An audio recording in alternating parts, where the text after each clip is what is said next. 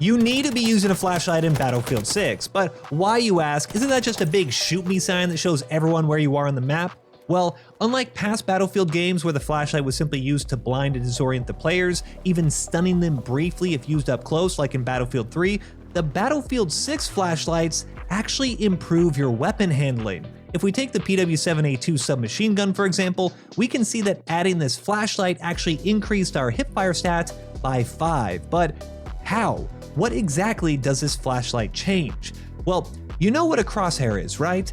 Well, have you ever paid attention to what happens to that crosshair when you fire your weapon? Here we can see how large the crosshair is before firing. It takes up just about the size of this wall panel, but when we fire our weapon, the crosshair increases, making these shots less accurate the longer you hold down the trigger as the weapon just bounces around. At its peak, this crosshair gets nearly twice the size of the original, and we can see that the rounds are a bit all over the place as a result.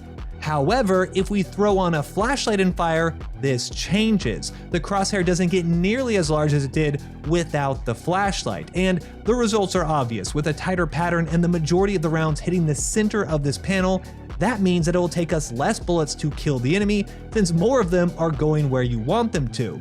But this accuracy only increases when you have the flashlight turned on, so if you do want to keep it off to hide your movement, just make sure you flip it on before you get into some CQB firefights. So if you find yourself running and gunning a lot, try throwing on a flashlight and comment below how it goes. Send this to a buddy who loves submachine guns and follow along for more Battlefield 6.